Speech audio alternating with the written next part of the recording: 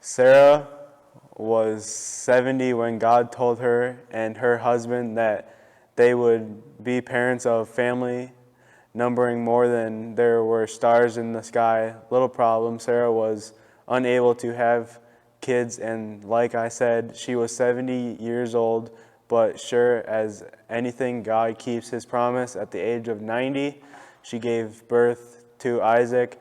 Today, there are more than 2.4 billion people who believe in Jesus in the world today.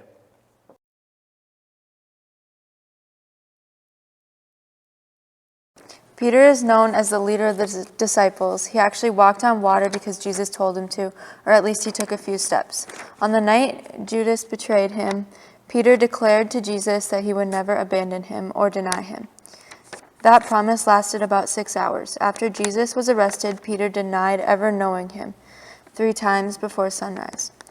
This guy Peter, who failed so miserably on that night, was originally named Simon, but Jesus called him Peter.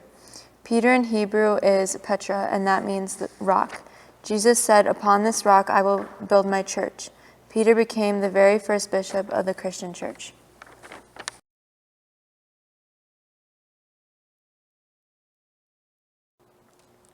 In 592 BC, Babylon destroyed Jerusalem.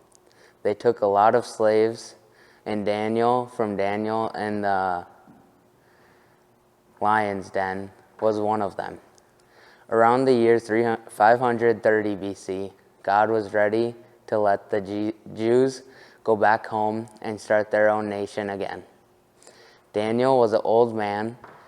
The king of Babylon was a guy named Belshazzar.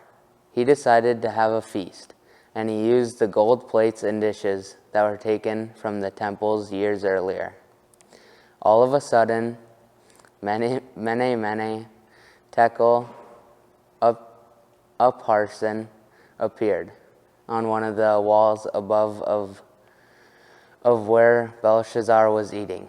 It was basically gibberish, so they brought in Daniel to see what it meant. He did know what it meant.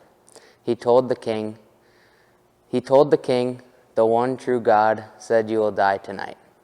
He did die, and within 10 years, the children were back in Israel.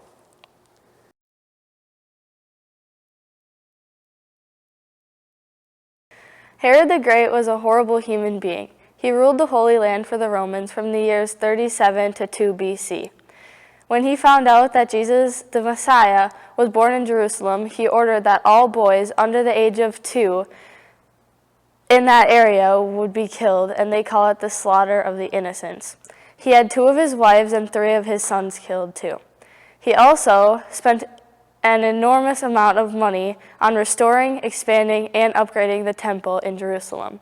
Some say he did that because he thought the Jewish people would like him more, but they didn't. The temple was never more beautiful or useful for the Jews as it was during the time Jesus walked on the earth, and Herod the Great gets credit for that.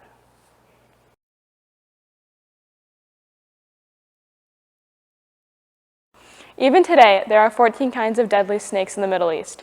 Moses and the tribes of Israel spent 40 years in the desert. No one is sure about the numbers, but it was probably over 1 million people. People got bitten by snakes a lot, and as a general rule, they died. This was a problem. So God told Moses and Aaron to create the likeness of a snake and mount it on the top of a stick. And so after that, when people got bit, they were rushed to wherever the snake skin was. And all they had to do was look up at it, believe God's word, and they would be healed.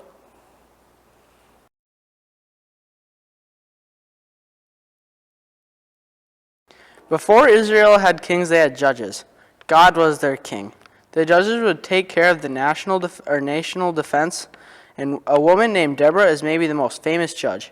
The Philistines were getting ready to invade Israel, so God told Deborah to tell Barak, the general of the Israel army, to head out with his men to defend the nation. He slow-rolled it.